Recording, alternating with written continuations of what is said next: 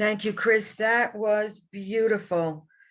Uh, Absolutely stunning. And for those of you who don't know, and some of you do know, my son Matthew's a history buff and he reenacts. That's how we started doing the Revolutionary War reenacting in 1990. Well, he and several of his buddies who are in other units for World War I, World War II, they created or recreated an actual French World War I unit. And one of his buddies authored a book on it, and they took 2 trips to France and Germany, and they toured the World War I battlegrounds. They went into areas that are not open to the public. They found actual World War I trenches, and they actually walked the battleground and felt the energy of that. It was a very healing and sacred experience for them. And I just love that video and the truth that peace can be had anywhere at any time, as long as we want it. So again, welcome everyone on the second Sunday at Advent. And for those of you who are joining us on our live stream, I invite you to email unity@unityspiritualcenter.org if you'd like to join us on Zoom. So again, the focus this Sunday is on peace. And some would say it's difficult to experience peace when so much is going on in the world. You know, just when we were starting to think it was safe to go out, we see another mutation of the coronavirus, the Omicron, which is considered somewhat vaccine resistant, making it one of the most difficult strains so far. Now, the current number of COVID deaths in the United States are 777,000. The number of COVID deaths worldwide is 5.23 million. I can't even wrap my head around that number. It's mind-boggling. You know, and there still are so many that lost their jobs due to the pandemic and that are still out of work. And each day in the world, we see more and more people butting heads, being in conflict about whether or not to wear a mask, about whether or not to get the vaccine. We also see so many people still going on who lose their lives to gun violence, unnecessary gun violence. It's insane. And I mean insane in the true sense of the word. Insane means not of sound mind. Not of sound mind, not being in the right mind. And I use right mind with a capital R. The right mind is the one mind.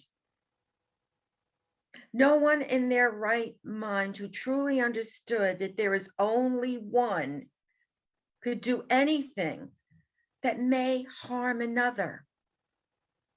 Because they would know that ultimately what they do to someone else, they're doing to themselves. So wearing a mask is not about protecting me, it's about protecting everyone. Getting a vaccine is not just about protecting me, it's about the welfare of others that I come in contact with. But you know, we live in a world where we believe duality is real. We believe there is separation. We believe that there's a them versus me or a them versus us. Whereas if we come together and just know that there is only one, so much conflict would just end. It would end in a moment. Now, many traditions label and act against another human being as being a sin. But what is sin? Sin is a human idea, not a divine idea. The true meaning of sin comes from the Greek word harmatia, which means missing the mark. Unity co-founder Charles Fillmore in The Revealing World also defines sin as missing the mark. He goes on to say that it's falling short of divine perfection. Sin is humankind's failure to express the attributes of being, that's being with a capital B, meaning our Christ or our true self. Those attributes are love, life, intelligence, wisdom, and other God qualities. Sin or error is first in mind and is redeemed by a mental process or by going into the silence. Error is brought into the light of spirit and then transformed into a constructive force. As it says in Romans 12:2, be ye transformed by the renewing of your mind. So what is Fillmore saying here?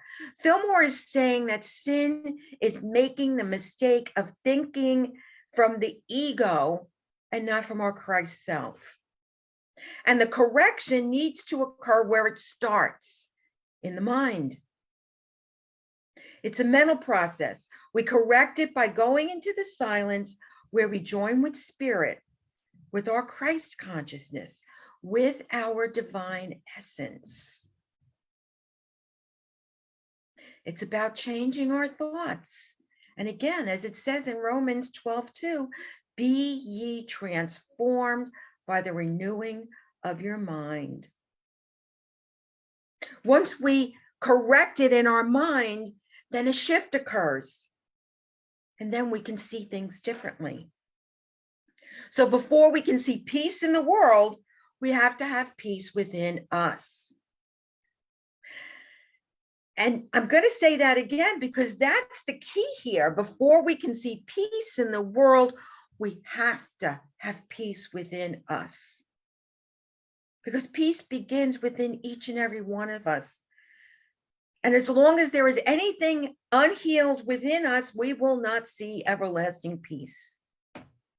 We may have glimpses of it. We'll have periods of peace. We'll have peaceful and joyful moments, but we won't be able to sustain it. And that's because peace is of God and it comes from within. There is nothing in the world that can make us peaceful.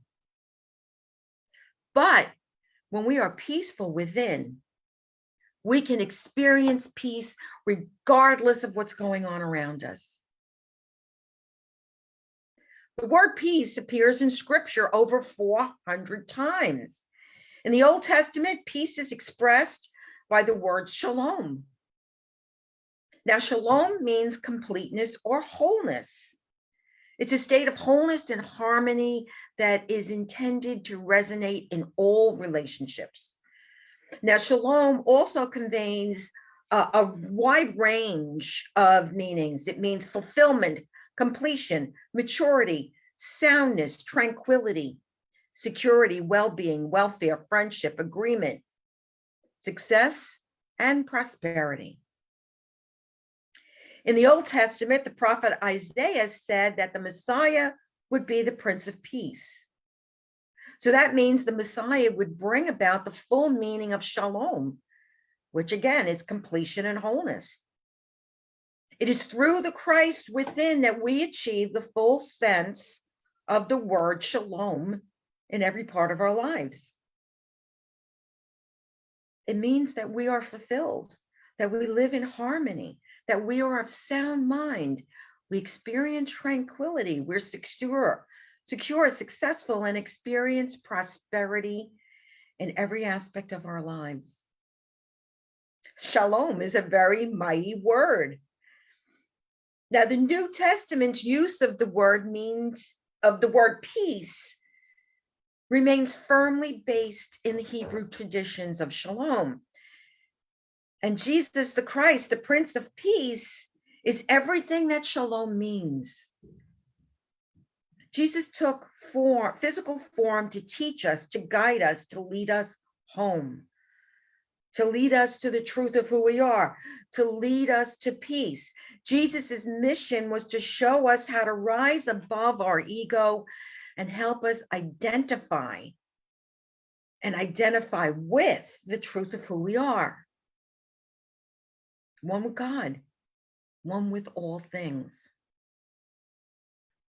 Now, a little over 100 years ago, archaeologists discovered 2 silver cups, both with Celtic origins. The first one is known as the Guggenstrup cauldron and comes from about 200 BC. Now, Riley's going to show this. Okay.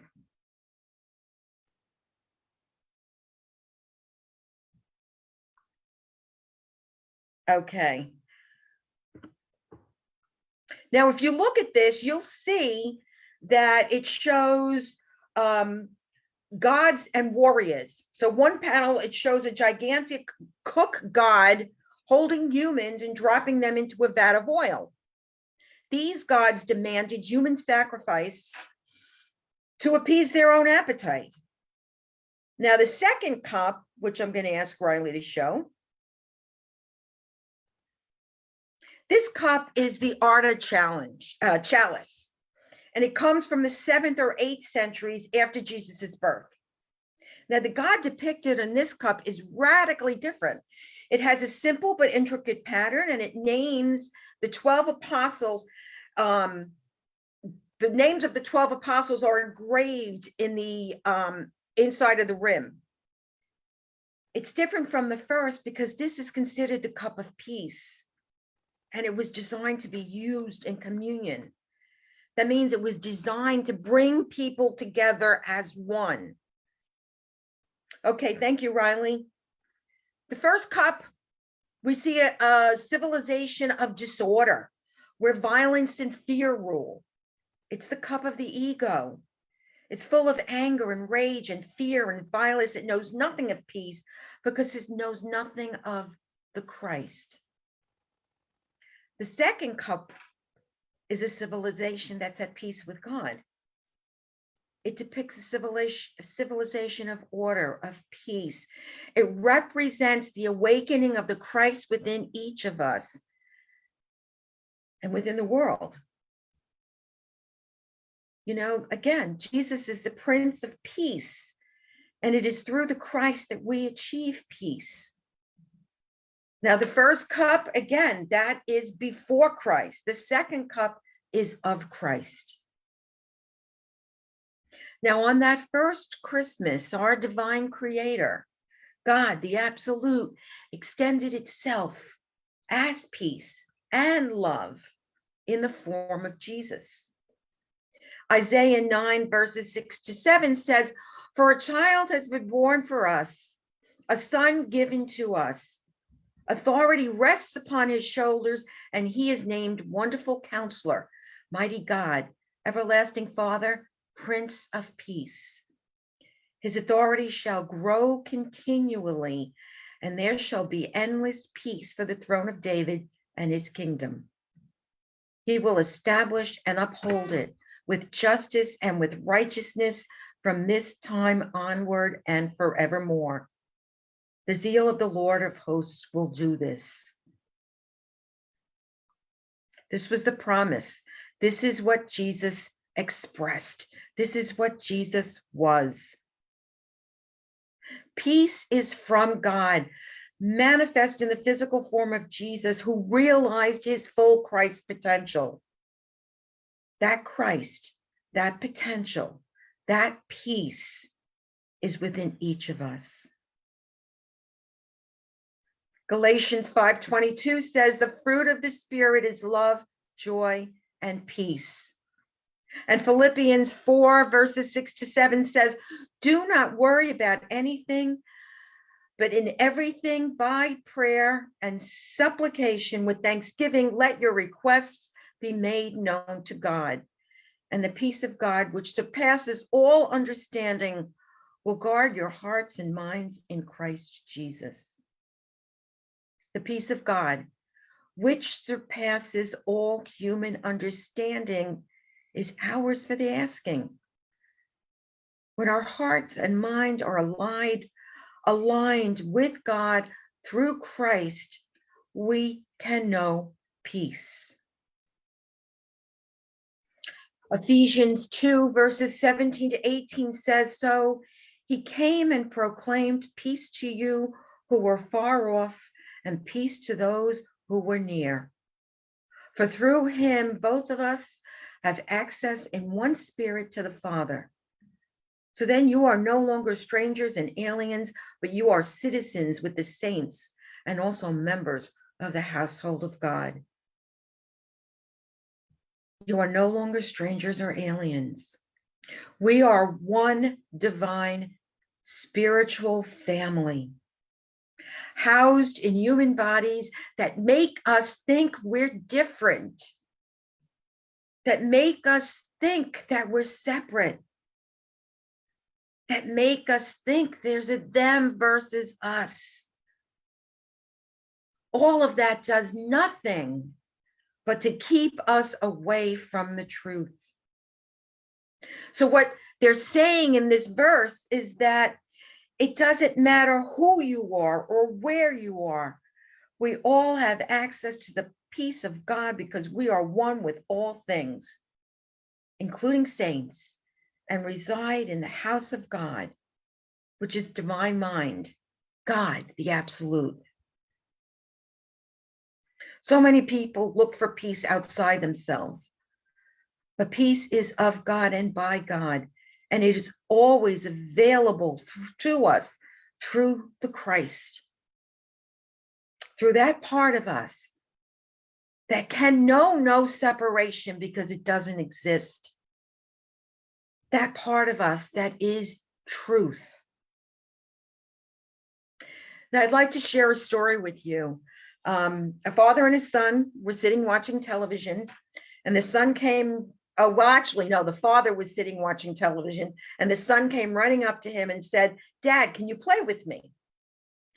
Now, Dad enjoys playing with his son and plans to give him plenty of time, but not now. He's watching something and wants to continue watching it. He says, "Soon, son, soon, when this program finishes."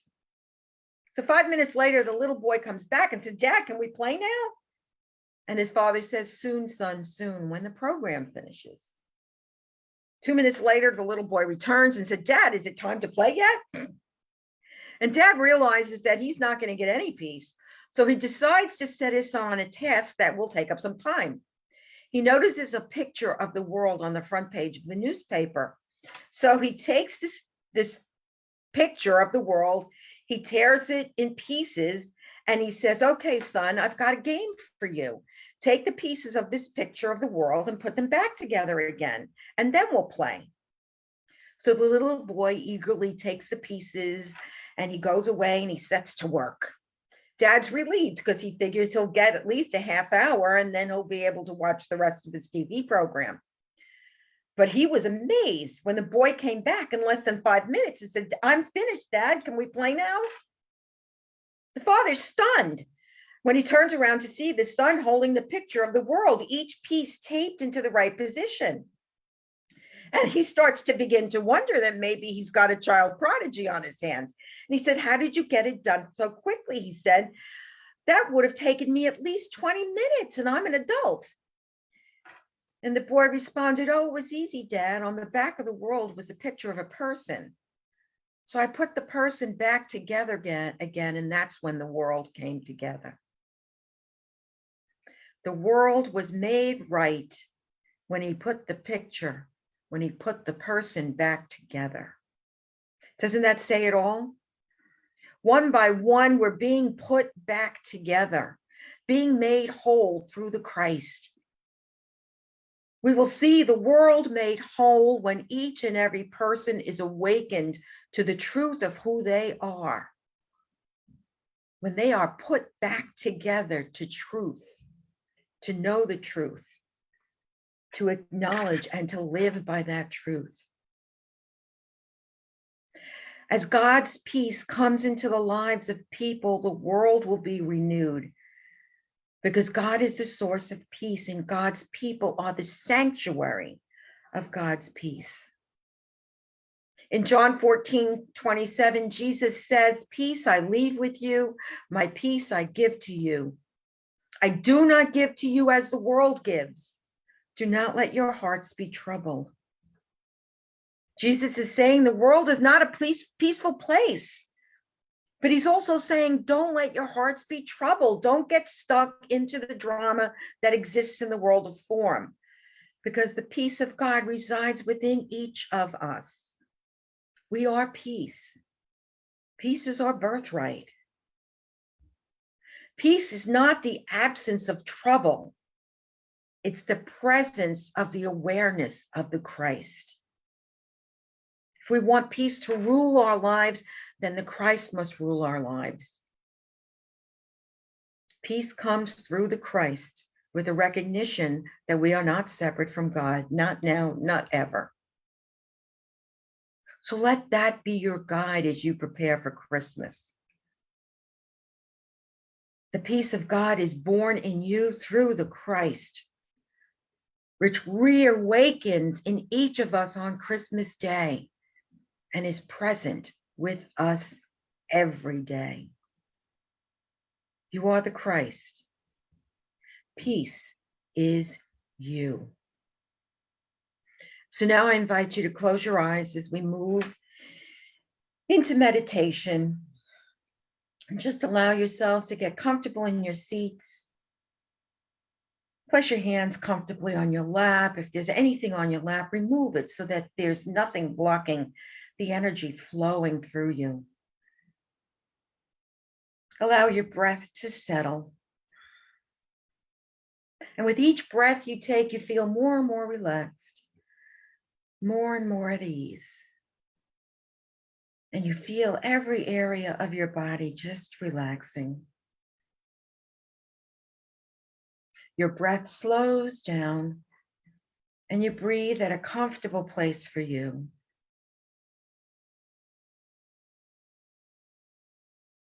The peace of God is mine. It is within me. It is me. And peace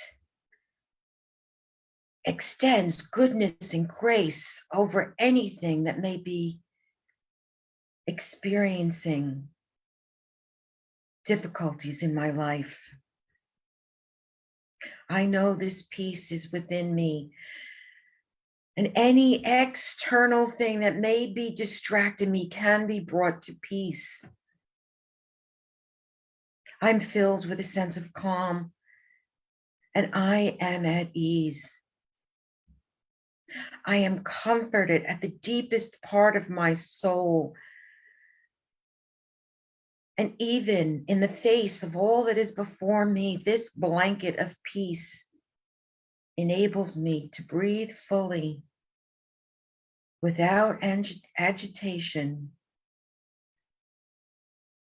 And all negativity is released. My mind shifts, and I only experience positive experiences because my mind, my heart, and my entire being is at peace. This divine peace within me allows me to remain undeterred. And I know that a positive outcome is always there in the midst of any condition. My faith embedded deep within me allows me to trust and allows this sense of peace to come forward. I am consumed by peace. I am peace.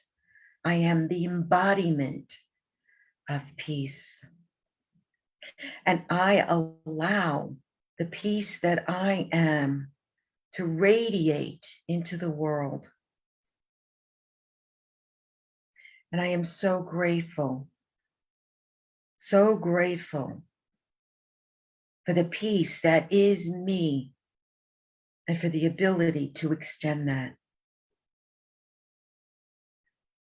And now I allow myself to go deeper and deeper into the silence, and I just listen.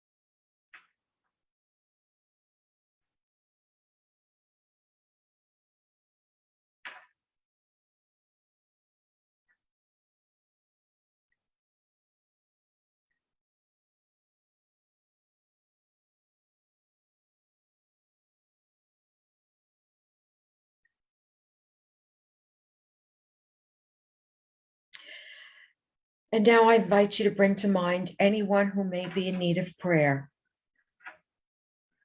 We affirm that there is a power and a presence within them, within each of us, that will see them and see us through any difficulty we may be experiencing.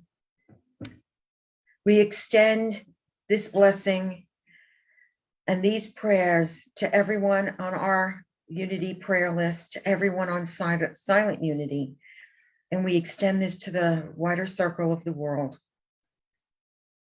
We affirm peace is ours, healing is ours, and everything we are experiencing is there for our growth, for our understanding, and for our love. Everything is an opportunity to love. So we support one another through our physical life. And again, we know and affirm the power and presence within us will see us through any circumstance. So I invite you now to bring your consciousness back into your body, back into the room where you are. And when you're ready, you can open your eyes.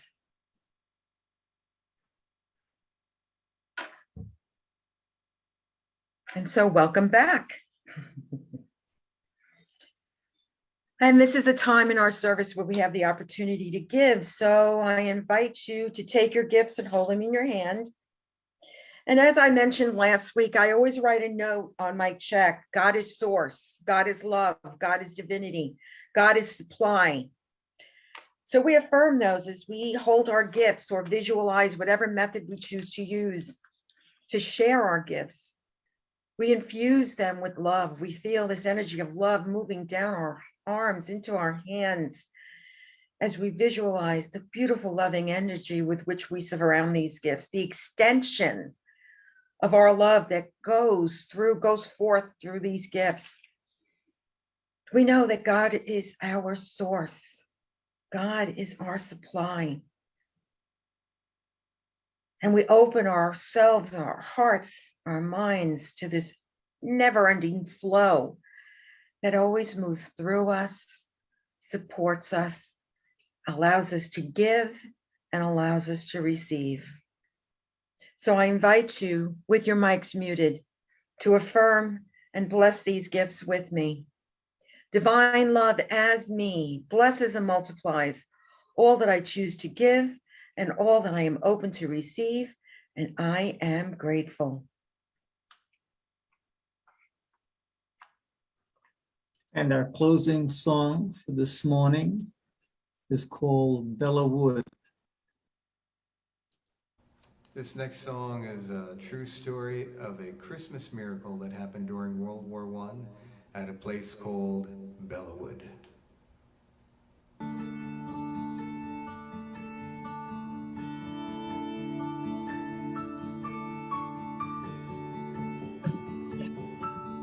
Oh, the snowflakes fell in silence over Bellawood that night, for a Christmas truce had been declared by both sides of the fight. As we lay there in our trenches, the silence broke in two by a German soldier singing the song that we all knew. Though I did not know the language, the song was Silent Night. Then I heard my buddy whisper, all is calm, all is bright. Then the fear and doubt surrounding me, 'cause I'd die if I was wrong. I stood up in my trench and I began to sing along. Then across the frozen battlefield, another's voice joined in, until one by one each man became the singer of the hymn.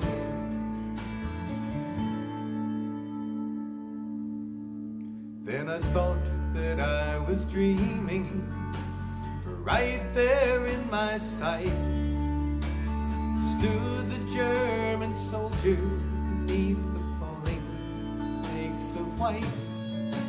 And he raised his hand and smiled at me, as if he seemed to say, here's hoping we both live to see us find a better way. Then the devil's clock struck midnight and the sky lit up again. In the battlefield where heaven stood was blown to hell again.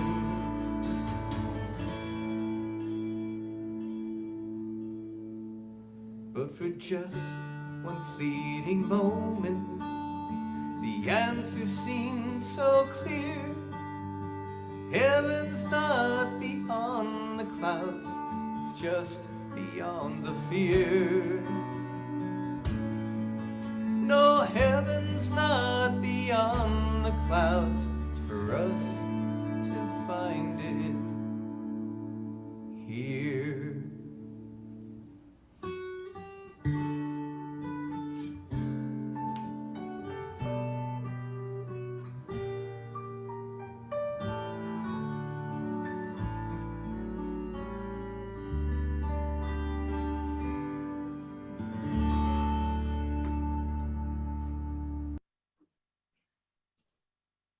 Thank you, Chris. That was beautiful. What beautiful penmanship you have. Thank you. Thank you. That was wonderful. And now we'll open up for announcements. Are we meant to do Joyce? Yes.